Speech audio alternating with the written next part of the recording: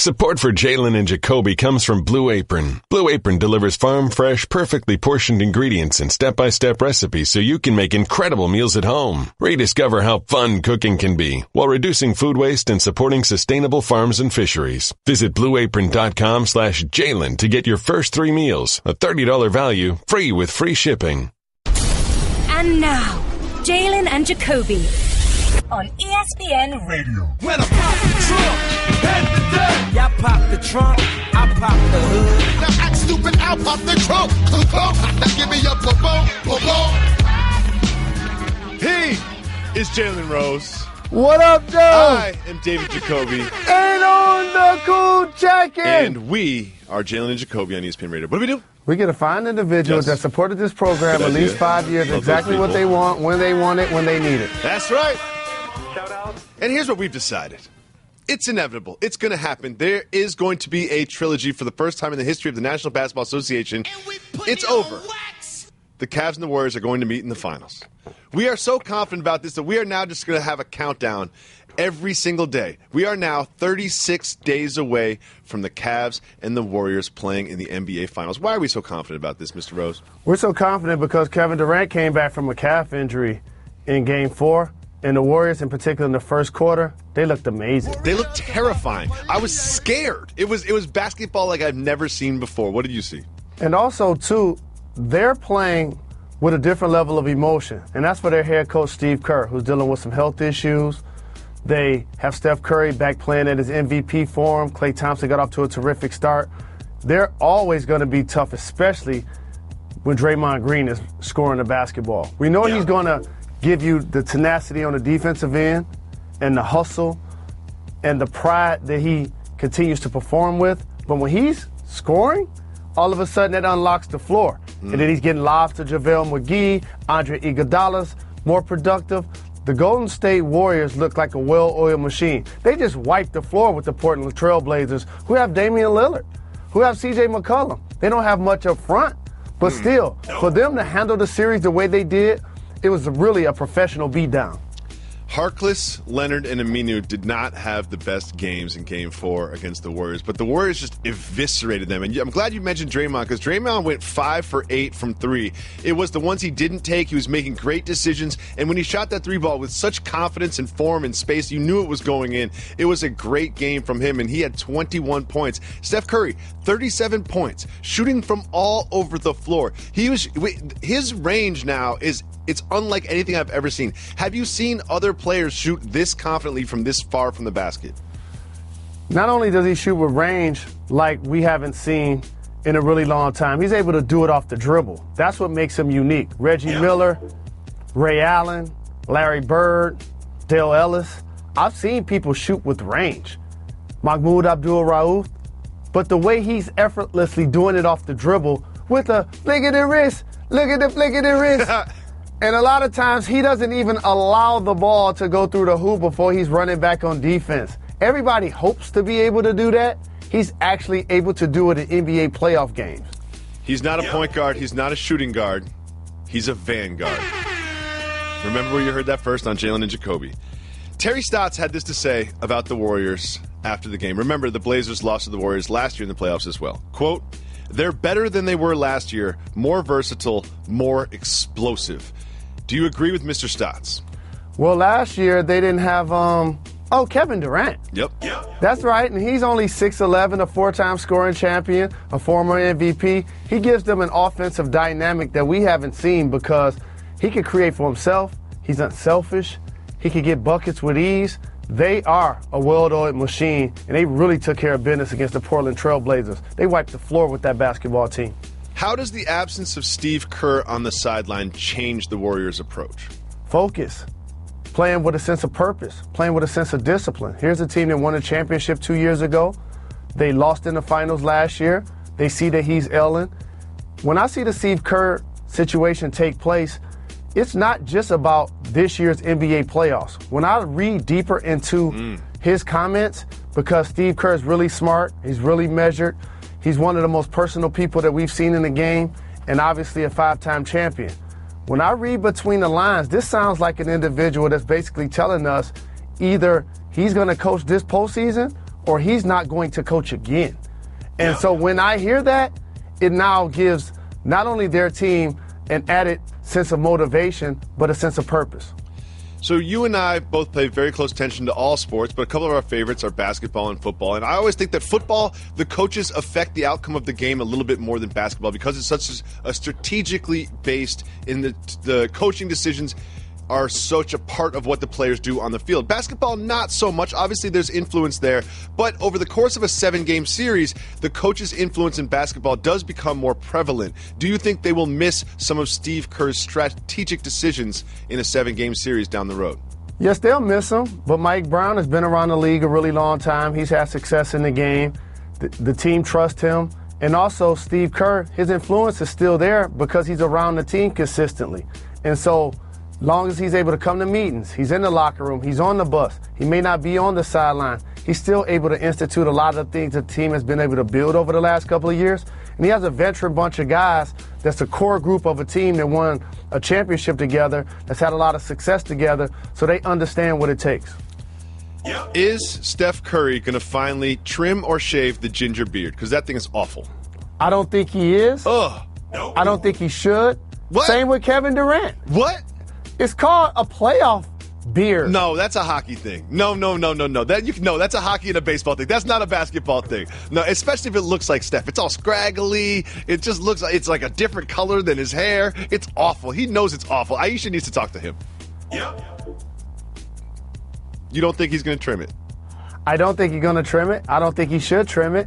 I don't think James Harden's cutting his. So why would I think Steph Curry's going to cut his? We'll see. I'm predicting Steph Curry, freshly trimmed facial hair. The only way he's going to cut his hair is if he goes 0 for 50 and they lose 2 or 3 straight games. That ain't going to happen. No. Well, as we check in and we start the 36-day countdown to the inevitable Cavs and Warriors finals, I can't wait. June 1st, Game 1 in Oracle Arena. The Cavs have a little time off. And we check in on Richard Jefferson's Snapchat, and it's Channing Frye, Kevin Love, Richard Jefferson, just watching the Bucks and the Raptors, doing a little scouting while sipping on, you would love this, one of your favorite beverages, some red wine. What do you make of this little watch party? I appreciate that they're spending quality time together as a team because what ends up happening is when you have days off, how you spend that time and how you stay engaged in the game is really crucial, especially when you're a team that has championship aspirations. So to see them out watching the game, fans already want to know and wonder how closely do NBA players pay attention when other teams are actually balling. In particular, a team that they may face for the first time in NBA history for the 3rd time in the NBA Finals. So Richard Jefferson having this Snapchat actually brings us behind the curtain because the other Cavs usually weren't doing this type of thing before he came to the squad. And I appreciate the red wine because I just started participating 4 years ago. Before it was the fruity drinks, it was the 40 ounces. Yep, you're so sophisticated now. It was the mixed drinks, it was the cocktails, As I started to get a little older and started trying to take care of myself, I tried to ration out reasons to have alcohol beverages. Then I figured it out. Red wine, it's great for my heart. I like it. When we go out to a restaurant, you're like, can I have some red wine? They're like, sir, would you like the Merlot or the Pinot or the Cabernet? And you're like, red. I'll take the red. We're both growing. We're both just on the tip of our sophistication iceberg right now. They also showed the Cavs working out. It seemed like they're doing some calisthenics and some gym stuff. Will they play 5-on-5? Will they practice hard? How are they going to stay sharp as they have this time off? You do a lot of shell. There will be some 5-on-5, but not physical. It's the difference between when you're playing at the park and guys know how to play, know how to compete, and how and when to foul versus not being able to. So because of that, they'll still be able to work out, they'll still be able to train, they'll still be able to get up and down the floor, knowing that they won't be a guy that's taking flagrant fouls in practice, and before you know it, somebody gets unnecessarily injured. I have a prediction, Mr. Rose. Not only are we predicting with great confidence that the Warriors and Cavs will end up in the finals, that's not much of a stretch, but One thing that we haven't fully seen is the Kardashian takeover of the Q in Cleveland. Do you think for Game 3, how many Kardashians, what's the over-under on number of Kardashians in the building for Game 3 of the NBA Finals? Game 3 of the NBA Finals, there'll be 4 Kardashians in the building. You heard it here first on Jalen Jacoby on ESPN Radio. Ladies and gentlemen, after the Raptors were eviscerated, demolished, dominated in Milwaukee in Game 3 by the Bucks, they were down 1-2 in the series. Jalen Rose said this. What did you say? Toronto's going to win the series. Why were you so confident about that? They just lost by 30 points. Because 7-game series take on the personality of the better team as they continue to progress. And I feel like they have more guys that can get you 15-plus points consistently when the defense breaks down and you have to move the ball, because usually teams take away your first option and or your second option. And so now you're forcing the basketball to players who likely during the regular season don't get these looks, are going to get more opportunities, and they have to be productive. Ask Norman Powell. Yeah. Where did he come from? All of a sudden he's playing quality minutes. He's making shots. Dunks. He's been a factor. They added Serge Ibaka, who's also scoring the ball and giving them toughness and defense. When Kyle Lowry is getting double-figure assists, that really unlocks the floor, allows others to get involved. Valanciunas has been terrific down low. Corey Joseph has been getting a positive production off the bench. So I just think they have so many players other than DeMar DeRozan that could be a threat on that end of the floor. While the Milwaukee Bucks are doing a terrific job of playing defense, I just think over the longevity of a series, that usually wins out. Norman Powell led the team with 25 points. And then there was Valanciunas. Valanciunas has been kind of spotty in this series. Seems like they haven't really figured out his role or what to do with him or how he fits in the strategy of this series. But one thing he did do, body slammed Greg Monroe, former Piston, going right over his shoulder. And, of course, they ran away. And when they got to the other side of the court, we had another... Hold me back! And I have to say, this playoff so far has been short on hold me back moments. I've been a little disappointed because usually a long series will get you a bunch of hold me back moments. What did you make of this Greg Monroe, Valanciunas hold me back moment? Not too much. 2 big guys getting underneath the basket, grappling, getting tangled up, being physical, trying to fight for position, going after a loose ball, trying to go after rebound. It's prime real estate underneath that basket. That's going to happen. But I appreciate the fact that it was a hold me back moment versus players losing their discipline and throwing fisticuffs. On Saturday, P.J. Tucker and Patrick Patterson both arrived to the game in the exact same outfit. They both wore red sneakers, black pants, and a black Saint Laurent sweater that cost $1,000 that had a Tyrannosaurus Rex on it. I have a lot of questions about this, Mr. Rose. But first, why would someone spend, I don't care how much money you make, why would you spend $1,000 on a dumb-looking sweatshirt? Usually that is reserved for players getting paid millions of dollars to play basketball for a team whose mascot is a dinosaur. I guess that's it. There's a very, very small market. Whoever the designer is at Saint Laurent was like, look, I know there's at least 12 dudes. Let's just make only double XLs. Except for, we'll make one XL for Corey Joseph. The rest only double XLs. Kyle Lowry likes to wear his sweaters very big. And here's another thing that my wife pointed out. And I want everyone to take this away. Friends, close-knit friends, dress alike. You will see, when you see people in public, like if it's like a really close group of girlfriends or guy friends, you'll see just slight variations of a theme when it comes to their clothing. But this time, if you saw one of your teammates wearing the exact same outfit that you were, would you alter it for the way home? Change clothes and go. Yeah, we can't be having on the same look. You got to. Got to. What about this soft move or boss move, having matching colors or matching themes to an outfit with your significant other? It happens at weddings all of the time, right? No. I'm going soft move here. If you can't have a similar outfit on as your girl.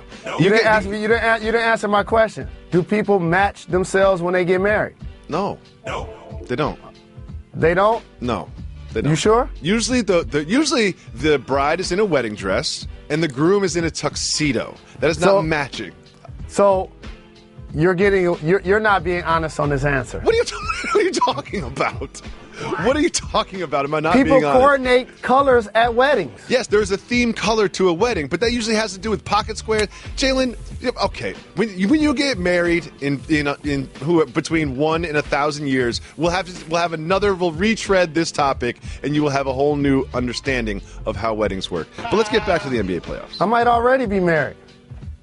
You're not retired. Who knows? You might be married. Who knows? I learn something new about you every day.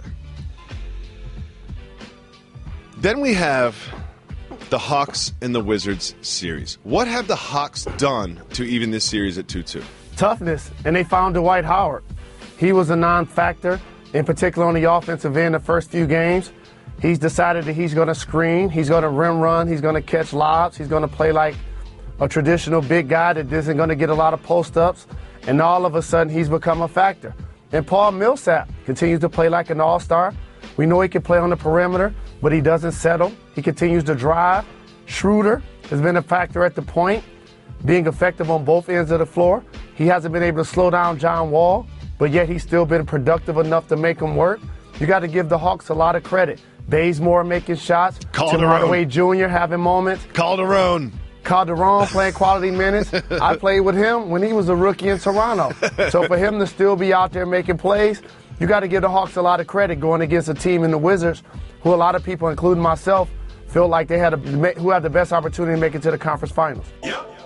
And then we have Markieff Morris, who famously called Paul Millsap a crybaby after Game 3 with only, 9 points on 3 of 10 shooting, and Millsap had a good game. After you call an opponent out, don't you have to have a good game the next time you see each other? Brother Marquise your brother. You hope that you have a big game after you call out the opponent, but Paul Millsap can ball. Mm-hmm. So he's not really getting caught up in what's said in the media. I think Markieff Morris is one of those players, while productive, he's more productive playing on his home floor. Let's see how it happens in the next game. Blue Moon is brewed with Valencia orange peel and a touch of coriander. It's a creative twist on a Belgian-style wheat ale for a taste that shines brighter. Taste responsibly. Blue Moon Brewing Company, Golden, Colorado.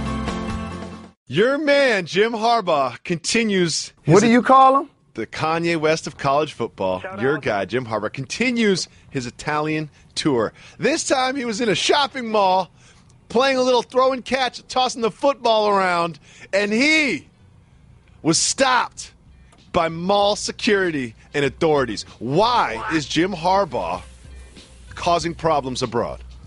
He isn't causing problems. Yes, He's having fun. Are you surprised that a guy that wears cleats all of the time, that eats cereal with water, is throwing a football, even has a football, walking around with it like Linus in a blanket all day? Of course you're going to eventually throw it. What position did he play? Quarterback. I have a tip for single international travelers. Bring a football with you, especially if you're going to a beach location abroad. Because if you throw an American football around on a beach in, say, like Brazil or Latin America or Europe, people look at you like you've got 4 heads. They look at you like you're like it's a magic trick. They're like, whoa, how did you do that? Just a little tip for single travelers going abroad. Someone who played for Jim Harbaugh is also in the headlines. Jabril Peppers, touted prospect heading into the draft, tested as a diluted sample. Not a positive test, a diluted sample. And here's what Mr. Peppers and his team had to say. Quote, Peppers went to the combine. He was sick after flying there from San Diego. He has a history of cramping. Peppers was being pumped with fluids, drinking 8 to 10 bottles of water before he went to bed because he was the first guy to work out 2 days for the linebackers and the defensive backs. He had to go through that first day, come back on a second day, and that was the fear. So Peppers was pounding water and under the weather. He never failed a drug test in his life, nor tested positive for any substance. Jalen Rose, I have right here in the studio, as you can see, 10 bottles of Kawhi-approved pH high water. You taking this Kawhi water thing serious. Well, I'm looking at this 10 bottles of water, and I'm saying there is no way that a human being drank this much water before bed because they were worried about cramping. It just seems like there's a lot of people that come out and said, I also tested positive for diluted sample. A lot of people try to gain weight through drinking water before the combine or whatever. So my question for you is this. Do you think it was gaining weight, hydrating, or masking medicinal for the reason he had 10 bottles of water? First and foremost, it's never a good look when there are hundreds of players that find ways to actually pass their test, and then there are only 2 guys that have these issues. So that becomes a red flag for everybody, regardless of the options you just said. Mm-hmm. So when that now is following your name, people are going to assume the worst. They're going to assume that it was for medicinal purposes. That's what I'm assuming. And here's what I want to obviously point out to you, though. That's not as much water as you think. Yes, it is. I'm looking at it right now. It's a lot of water. You're thinking about it like the person, and again, I'm not saying that in any way, shape, or form or defending either one of these guys who put themselves in a position for us to be talking about everything but their football ability. But what I do want you to understand that we've talked about that you don't seem to get is you're talking about it like they're drinking that much water in 5 minutes. Like over a period of time, that isn't that much water. I am somebody that needs to drink more water, about as much as you have on that table during a day. And I probably drink half of that. And so if I was doing the correct thing, I personally should be drinking that amount of water on a daily basis. His own statement says drinking 8 to 10 bottles of water before he went to bed. I'm looking at that as the time as he's going to bed, not necessarily the entire day before he went to bed, but it is open to interpretation.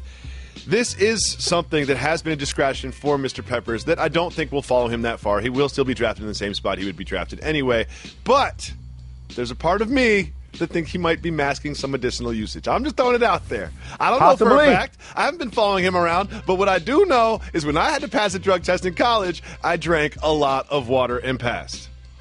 Uh-oh.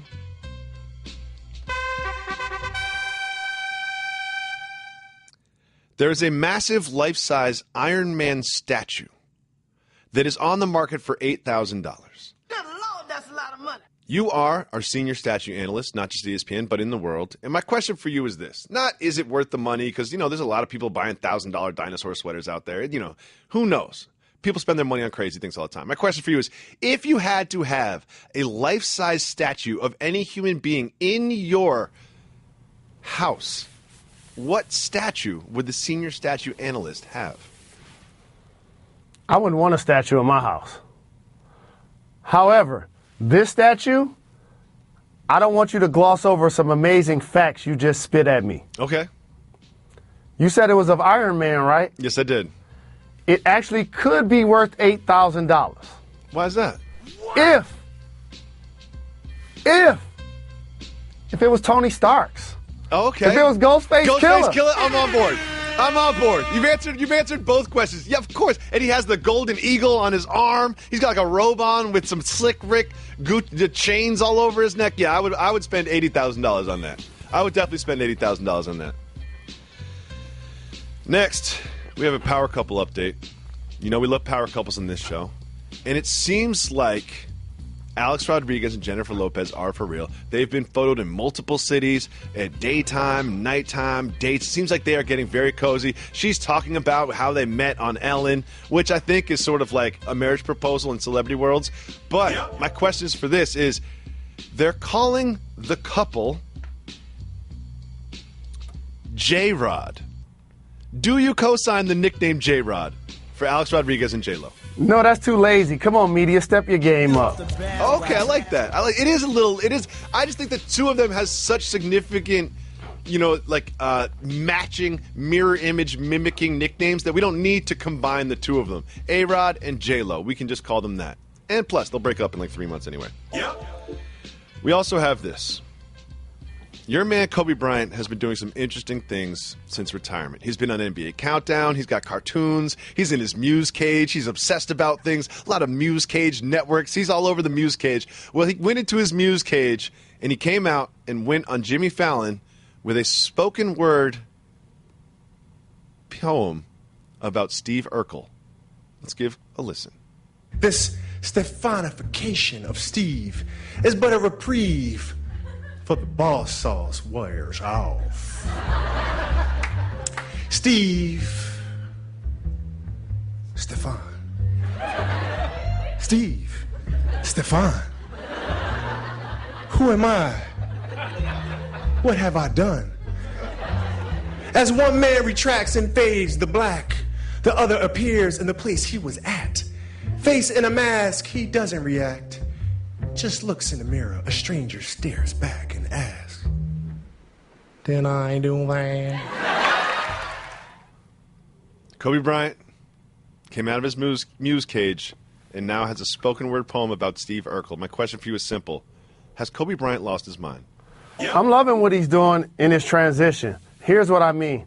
The things that he's representing aren't buffoonery.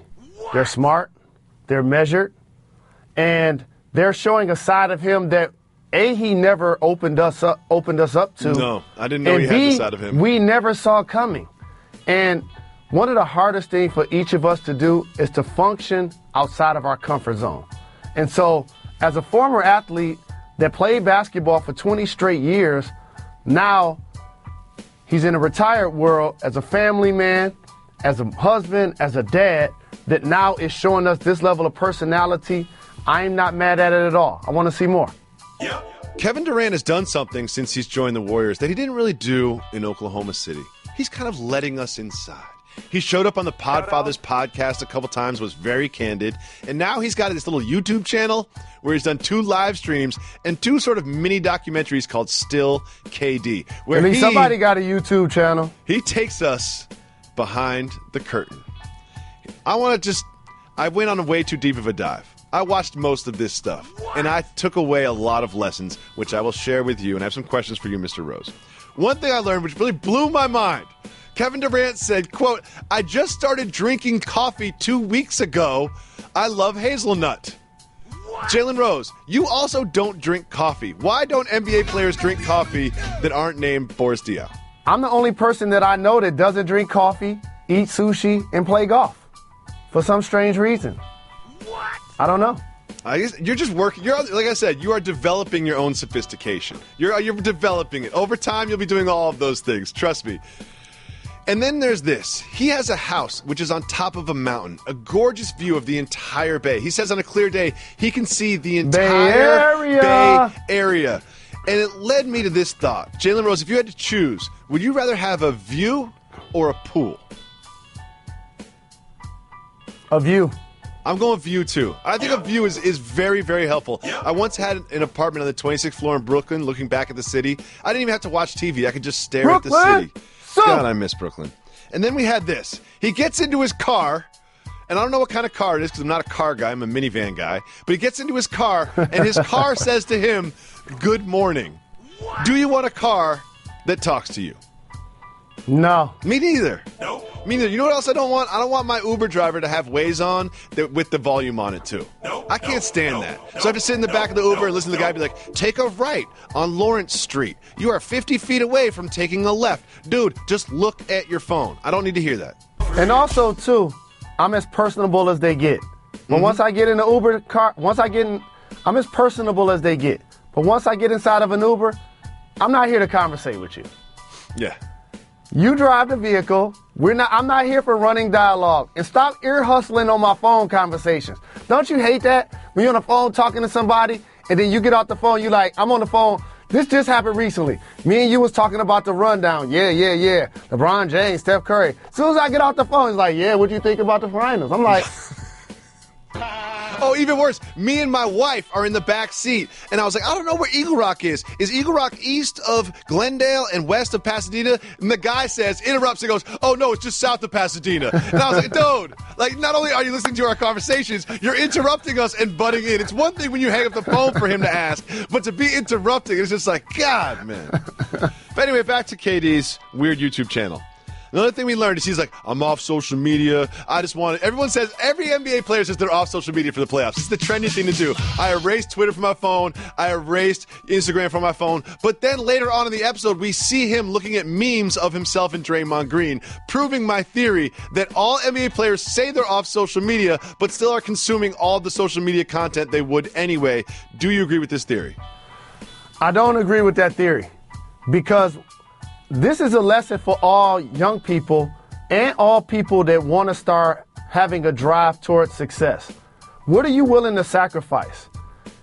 Social media takes up a lot of time, energy, and just emotion because when you open up your phone, you're now allowing everything in and you're consuming good energy, bad energy, things that you care about, things that you don't care about. And you know what that's taken away from? You focusing on your goals. So while they're probably not using it as much, that's the lesson. Not necessarily that they're not using it at all. If the first thing you do is use the bathroom in the morning and then you're on Instagram, you're on Twitter, you're on Snapchat. I do that at the same time. And you rinse and repeat and doing that 30, 40 times a day. That's exactly You my clearly could be doing something else constructive to achieve your goals. I'm just saying. Perhaps. This one I loved. This is one of the things I took away that I absolutely loved, and it was just for like 1 second, is around Kevin Durant's house, Mom Dukes is kicking at the crib. No doubt. I loved it. Mom Dukes is just real comfy. She was on the couch underneath the Redskins blanket. It looks like she was snacking on some fruit or something. This Mom Dukes was just around the house. And I love that. I love that so much that the real MVP is at the real MVP's house just kicking around the crib. I love that too. I'm a mama's boy. And I used to love those times in the playoffs in particular to have all of the family around. That's a beautiful thing. Another thing I learned, Kevin Durant, into music. He's got a home studio. He goes in the booth and lays down some bars. He's got guitars around the studio. He looks like he actually tries to play them. And while he's on the road, he makes beats. Did you ever have a studio in your house? Don't lie. I did not. You never had a studio in your house? I did not. Did you ever have someone at your house making beats on a computer?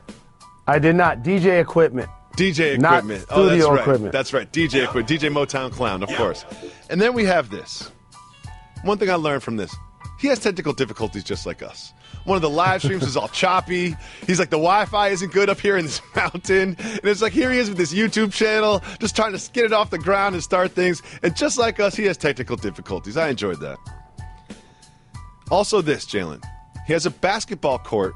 Not a basketball. He has like a half court, like shoot around little like driveway court at his crib on top of a mountain. However, I had to notice that on like about right around the top of the key 3-point area where the concrete stops, it's just like a cliff, just a mountain with a cliff with no fence. How many basketballs do you think Kevin Durant has lost shooting around in his backyard? Oh, so many. So there's it's almost like there's 4 dozen basketballs. Balls. Yeah, there's 4 dozen basketballs lying in that mountain. Someone needs to climb up that mountain and take those basketballs and sell them on eBay. I'll buy one. And this is really what I wanted to bring this up for. There's this one shot of him sitting in his studio. He's wearing athletic shorts. The athletic shorts are like mid-thigh on him, and it is real. I have visual confirmation that he really does have a gigantic Rick James tattoo on his left eye. I always thought it was kind of a joke. Was there part of you that thought that tattoo wasn't real? Where did he get it done again? Amsterdam. I didn't think it was a joke. That was the deep dive that I went on today on Kevin Durant's YouTube channel. And Jalen Rose accused me of having too much time. Sorry if I take this job and researching topics for this show so seriously, Mr. Rose. Iceberg Slim, shooting trades from the suburbs. Blue Moon is brewed with Valencia orange peel and a touch of coriander. It's a creative twist on a Belgian-style wheat ale for a taste that shines brighter. Taste responsibly. Blue Moon Brewing Company, Golden, Colorado. Jalen Rose, one of the greatest writers at our company, a gentleman by the name of Wright Thompson, pun very much intended, went deep on Pat Riley. Had a lot of conversations with him, dug a lot of information out of him, crawled inside of his brain, and regurgitated a very long column today on ESPN.com that will appear in the magazine. You know my stance on these long columns, right, Jalen? Yeah, we're going to take 2 or 3 sentences out of an entire book and try to make controversy and or the person look bad. Exactly what we're going to do. Perfect. And you also know I'm not going to read the whole thing. I'm just going to read the one quote that we're going to talk about, and then skim the rest of it and act like I read it. Shout out to you, though, right? Shout out. Here is what Pat Riley had to say about being notified that LeBron James was not going to rejoin the Heat. He said, quote, "I was very angry when LeBron left. It was personal for me. It just was. I had a very good friend who talked me off the ledge and kept me from going out there and saying something like Dan Gilbert. I'm glad I didn't do it." Are you surprised that Pat Riley was so hurt by LeBron leaving the Heat? No, absolutely I'm not surprised. LeBron James went to Miami for a reason, because Pat Riley established a championship pedigree there in the front office and standing on the sideline. He's the person that believed in Eric Spoelstra. They're the individuals that drafted Dwayne Wade. They won a championship before he came. So the opportunity for him to join D. Wade and C. Bosh was also something navigated by Pat Riley, because he had to get the salary cap in tow for that actually to be able to take place. And now, playing alongside Wade and Bosh and learning under the stewardship of Pat Riley, it gave LeBron James a championship-level pedigree that he couldn't attain in Cleveland. This is the reason why he left. So once he went to Miami and they were able to achieve all of the things that they were able to do, only going home supersedes that and allows a lot of Miami Heat fans, a lot of people within the organization to be more understanding of it. But I am not surprised in any way, shape, or form for all of those people to be upset, hurt, and disappointed that they lost LeBron James in uniform. One thing that disappointed Pat Riley is he felt a couple things. One thing he felt was that LeBron James and Maverick Carter didn't really take his meeting with them seriously. They did not attend. It was in Las Vegas with Rich Paul and Randy. And during the meeting, they were watching a World Cup game, and they kept glancing at it to the point where Riley had to ask them to put it on mute. How frustrated would you be if you were in a big meeting and the people you were meeting with were watching a World Cup game? The same way you are while we're trying to do the show and I'm on the phone the entire time. That's exactly what I was thinking about. So frustrating. He also brought the trophies, the 2 championship trophies. He brought them with him to the meeting and told one of his assistants to leave them in the hallway because they would not be needed. Another thing that bothered him is he also feels like Dwayne Wade knew LeBron was going to leave but did not notify the organization. If you're in Dwayne Wade's shoes, and this is all hypothetical, we don't know what Dwayne Wade knows or doesn't know, and you know that LeBron is going to leave, do you owe it to your organization to tell them, or do you owe it to your friend to keep it quiet? You said the key word, friend. So because of that, you're not allowed to tell. It's almost like pillow talk. That has to stay insulated. Now, if that was your teammate and you found out and you still were going to be a part of the team and you hope to have a statue in front of the building one day, I understand it under that premise. It also put Wade in an awkward spot. And I remember watching LeBron James, because we were in the building his first game when he returned to Miami. And they were sitting on the scorer's table. They were doing what friends do. They were laughing. They were joking. They were wearing different uniforms. They were pulling their jerseys to cover their mouths from what they were saying. And being in the arena, I just looked over at Pat Riley. And the first thing I thought about was, Wade ain't finishing his career in Miami. And lo and behold, that took place over this past summer. Do you think Dwayne Wade will come back to Miami? Please, take me back. Please, please, I want to come home. Please. Yes, I think he's going back. What do you think will resolve the Chris Bosh situation in Miami? I think Chris Bosh has such health concerns that no NBA team is going to clearly give him an opportunity, if he passes the physical, to play quality minutes at this point. Well, wish them the best. Next we have this. Damian Lillard said after the Blazers were eliminated by the Warriors, he says that trying to defeat the Warriors has become an obsession for him. Using the word obsession. Does that make sense to you? Absolutely. And the thing that people got to pay attention to when you talk about Damian Lillard is he's from Oakland. So it's one thing that a squad in your conference is so dominant, won a championship, won 73 games, has 4 All-Stars. It's another thing when it's your hometown team. Because here's how that works. Your family and friends that grew up rooting for that team, probably just like you did, they're going to love the Portland Trail Blazers, but they're still going to be rooting for the Warriors because they've never been this good. The second you leave the house, they put the Warriors hats back on. Yes. And so that makes it 2 times for him that he has to deal with them professionally. So I appreciate the term obsession. I love that drive. And next, we have some broken news. Listeners of Jalen and Jacoby and John Calipari's Weird Podcast learned this month ago, but Drake has announced that he will be hosting the NBA Awards on June 26th in New York City. What do you expect from this new award show? The good thing is that Drake is hosting it, and it's going to bring it flavor. It's going to bring it a unique freshness to it, kind of like he was able to do with the ESPYs. My whole thing, however, I'm not necessarily a fan of the timing. Here's why. You're announcing awards at the end of the season, which means unless you win the championship, you're going to be unhappy with how the year ended. 1. So you probably don't want to be out for public consumption as a player. That's usually a time when players like to hibernate. Yep. Also, if you are able to achieve MVP, Defensive Player of the Year, Most Improved Player, your teammates probably won't be there to celebrate it with you.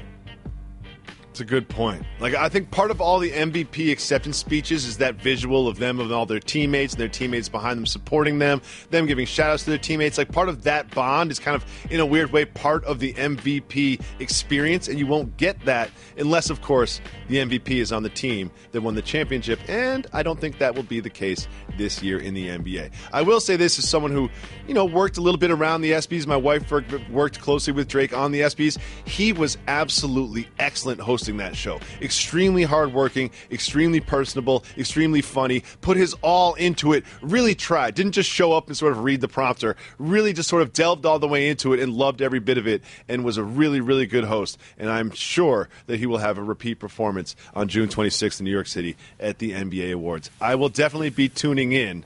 Do you think you and I will be in attendance? Possibly. I'm going to hit up World Wide West right now. Hit him up. Shout out. Jalen Rose, what city are you from? The Motor City. Detroit. What up, Doe?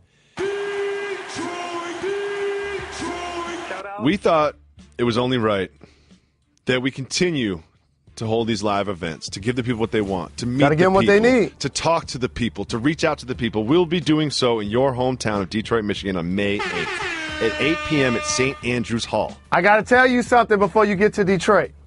Okay, go ahead. A half a block away from St. Andrews Hall, there's a restaurant and pub named Jacoby. Oh, I know Jacoby's.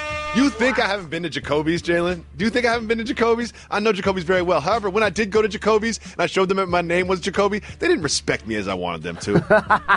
I didn't get a free beer. They didn't even seem to care. They were just like, why are you even bringing this up? And it was like midday. There was no one else in there. And all of a sudden, they're just like, yeah, whatever, dude. I got the key to the city. We gonna go together. Are we gonna be go different Jacoby? next time. No. See, listen, I don't want people to treat me well because I'm next to Jalen Rose. You know what I mean? I want people to treat me well because I have the same name as the family that opened the establishment. You got to look at it a different way. They're not treating you well because you're with me. They're going to treat you well because I'm going to validate that your name is really Jacoby. It's on my license. Did you show them your license? On my identification, of course I did. Oh. And my dad's from Detroit. Shout out to my dad. What up, Depp? Shout out. Again, May 8th, 8 p.m., St. Andrews Hall. We'll be there. Live event, Jalen Jacoby. If you are in the Detroit area and you want to attend the show, let us know that when you leave a voicemail. We'll be selecting select voicemails to receive free tickets. So let us know how to reach you. If you're in the Detroit area, leave a voicemail, and you want to join us for our next live event. Let's listen to the first voicemail for today. Hi, it's John from Vermont. I had a dream the other night. I met Kobe Bryant, and for some reason I felt the need to ask him who would win one-on-one, you or Russell Westbrook. And all he did was give me that look when he was asked that one time on who would beat him one-on-one in practice.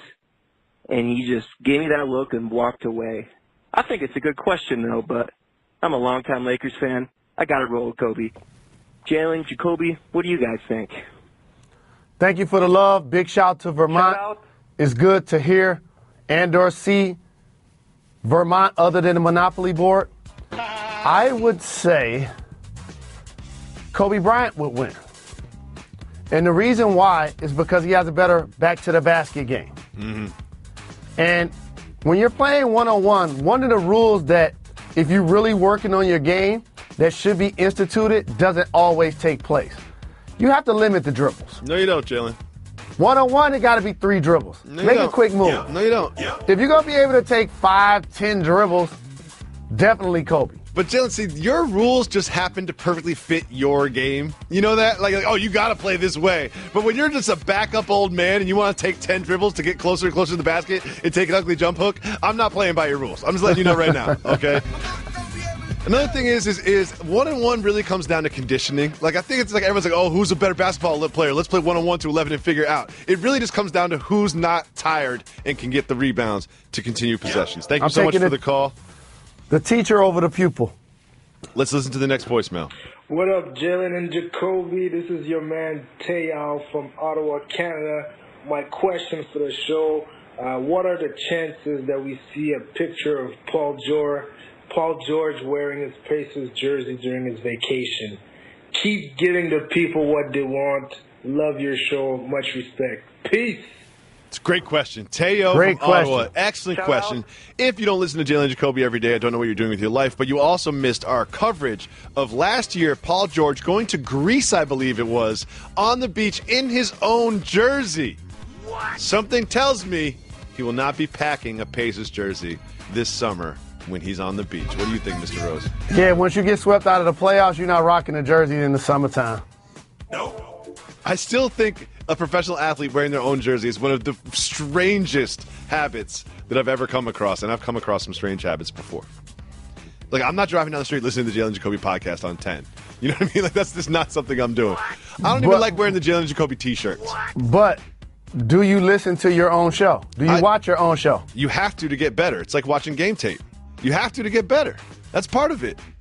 You have to. But that's work for me. Trying to get the people what they want over here. Wearing your own jersey could be work for you too. Jalen. If you know what I mean. Jalen. Rim shot. Let's listen to the next voicemail. Jalen and Jacoby, great show. Love y'all's energy. Question. Pulling your ex-girlfriend over and writing her a ticket instead of letting her go with the warning. Soft move or boss move? First of all, I love that he didn't say his name or where he's from. No. he definitely wanted to keep that anonymous. That is a soft move. If you pull me over and you're in my phone and I'm in your phone, I'm not getting a ticket. I'm not accepting a ticket. No chance. I don't care what you say. Oh, this is a video, my boss, this has been recorded, I'm getting in trouble. If come on. If we were dated for over a year and you're my ex, you give me a ticket for speeding, that is a soft move. It's a soft move, but for a different reason as far as I'm concerned. It's an abuse of power. What if I don't think he knew it was, he probably did know it was his ex's car, didn't he? Yeah. Yes, he knew it was her vehicle. He pulled her over on purpose. See, if you wanted to see her, how about you just try to FaceTime her? Don't pull her over. I like pulling over. I would pull over just to like make a thing. Let me run your license. Oh, it came back. You've got a couple parking tickets. You know, but at the end of the day, like I would just pull over and talk for 10 minutes. I'm not going to pull over and actually give a ticket that they actually have to pay. But I guess it ain't a soft move if she cheated on you. Here's what happened. You could definitely tell that she broke up with him. You can just tell from his tone, from the whole thing. You could definitely tell that she broke up with him. Let's listen to the next voicemail.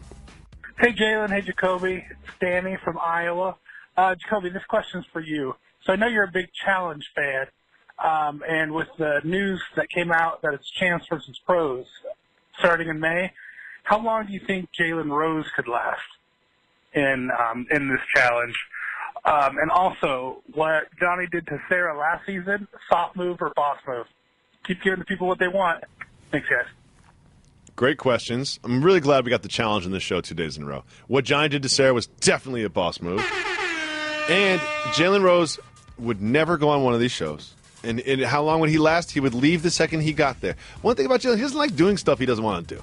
No. You know, and if he's doing something he doesn't want to do, you're going to hear about it. The producers would get sick of listening to him complain, and they would just send him home. Like, that's basically what would happen. You wouldn't even get in the plane. That's what would happen. Jalen Rose is not going to be on the challenge, pros versus champs. Sorry to disappoint everybody. Let's listen to the next voicemail. What up, though? My name is Brad. I'm from New Jersey. I recently looked for a hat on eBay from your guys' live show and did not find one. But I was wondering, what is the most ridiculous thing that you have bought from eBay? Thanks, guys. Oh, I've got it. Jalen probably never bought anything from eBay in his life. Not crazy. No. What have you bought from eBay? Clothes, shoes. You know what I bought? A Vanilla Ice concert T-shirt from the Cold as Ice tour. I've still got it.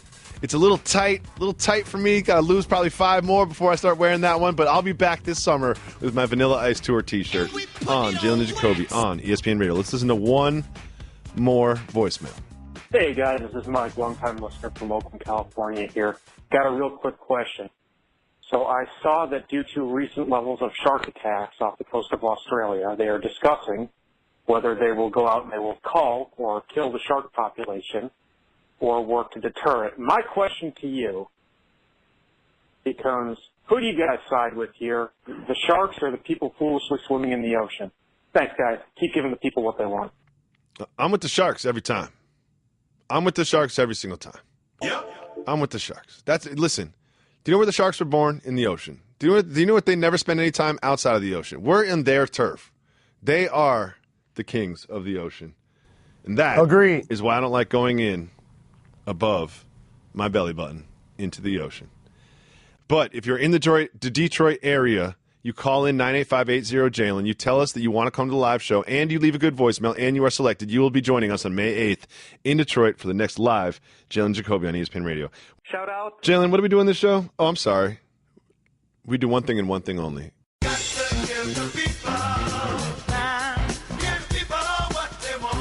Part of giving the people what they want is opening up our 1-800-FLOWERS Twitter feed and taking questions from our audience. Our first question is from J.B. Brown. Jalen is unprepared to answer this question, but something tells me he will do so anyway.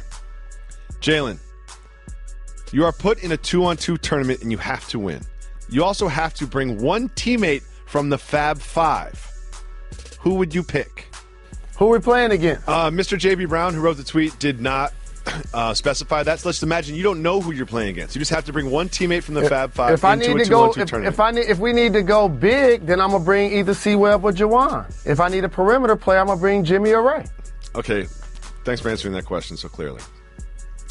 Next we have from AK the producer. Who's most likely to take the best player in the league title from LeBron in the next 5 years, Giannis or Kawhi? Kawhi. Because Giannis did something no other player has done through the regular season. That's being a top 20 in points, rebounds, assists, steals, and blocks. But the next level for that is leading your basketball team in rounds of the playoffs consistently. That's something that Kawhi has been able to do. So Kawhi, based on winning, is closer to that title, but those are terrific prospects and choices. Absolutely. Next, we have this question. It's from Sarah. And Sarah, I've got a very strong opinion about this. Is it okay to be single well into your 30s? Of course it is. Of course it is. It's okay to be single your entire life. Here's one thing you don't want to settle on. You don't settle on a husband. You don't settle on a wife. Like, that's not, you don't want to lower your standards really far for that. You only get one pick. You get one draft pick in your own personal draft. You get one family draft pick. You don't get a draft every year. There's not 4 rounds. There's one pick that you get. So unless you have the perfect person for that pick, don't spend it. Your teens usually represents a learning curve of adolescence. Mm-hmm. Where you could just be carefree, make all of the dumb decisions you choose. Your 20s, you now start to figure out your job situation, your career situation. Hopefully you're starting to make quality choices in life. Your 30s, you hope to settle down and find happiness. Sometimes that may be single. Yeah, exactly. Shout to you, Sarah. If you're listening to Jalen Jacoby, you're doing the right thing. Trust me. Yep. I'm up, says, Jacoby, did you ever get booed off the stage as a comedian? What was your best joke? I've said my best joke before. I won't repeat it. And another thing is, I never got booed off the stage, but I certainly had some shows that I didn't feel great about myself afterwards. Let's just say that. I certainly had some shows that made me just sort of reconsider this whole stand-up comedy thing that I was doing. I definitely had some shows where there were some unhappy people in the audience, and they weren't afraid to verbally express that. And that doesn't feel good. It really doesn't feel good. Nope. You do that from 7 to 9 Eastern really often. Exactly. Our producer wants to know what made me stop. Here's the thing. If you really want to do comedy, you gotta quit your job. You gotta break up with your girlfriend. And you gotta marry comedy. Like, there's no such thing as halfway comics. It's like Mobb Deep said. This is actually a little-known remix that they just didn't release. There ain't no such thing as halfway comics. If you're going to be a comic, you're going to be good at it, you're going to make money doing it, you have to fully commit. You know what? I don't like commitment. Next, we have this.